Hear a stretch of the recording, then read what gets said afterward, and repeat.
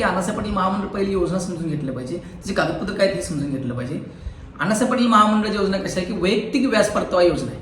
समजा तुम्ही 15 लाखापर्यंतचं कर्ज वैयक्तिक घेतलं व्यवसायासाठी, त्याला महामंडळ 5 ते 7 वर्षापर्यंत 5 किंवा 7 वर्षापर्यंत सरासरी 12% व्याजदराने तुम्हाला व्याज परतावा करतात. ही आपली वैयक्तिक व्याज परतावा योजना आहे. तर ही वैयक्तिक व्याज परतावा योजना जी आहे याच्यामध्ये कागदपत्र काय लागतात, सुरुवातीला कशी योजना आहे, तर सुरुवातीला आपल्याला काय करावं लागतं की अण्णासाहेब पाटील महामंडळाचं वेबसाईटला जाऊन, महामंडळाच्या अधिकृत जी वेबसाईट आहे त्या वेबसाईटला जाऊन तुम्हाला अधिकृत अण्णासाहेब पाटील महामंडळाचं रजिस्ट्रेशन करावं लागतं, म्हणजे एलवा लेटर काढावं लागतं.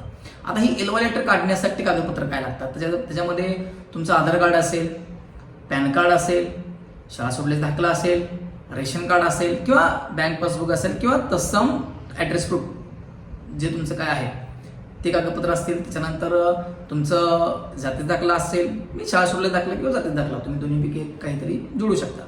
आणि त्याच्यानंतर महत्त्वाचं म्हणजे सर्वात महत्त्वाचं म्हणजे इन्कम प्रूफ तुम्ही काय जोडताय, म्हणजे तुमचा उत्पन्न दाखला असेल किंवा आयटी इन्कम टॅक्स फाईल असेल, आयटी रिटर्न फाईल असेल. हे लक्षात घ्या की ज्या वेळेला तुम्ही अण्णासाहेब पाटील महामंडळ प्रकरण करताय, रजिस्ट्रेशन करताय, त्यावेळेला पूर्ण माहिती घेऊन त्यावेळेला त्या करंट सिच्युएशनला काय कागदपत्र लागतात आणि काय नियमात बदल झालाय हे बघूनच तुम्ही रजिस्ट्रेशन एलवा लेटर काढणं गरजेचं आहे आणि महामंडळ योजनेतून लाभ घेणं गरजेचं आहे. लक्षात घ्या.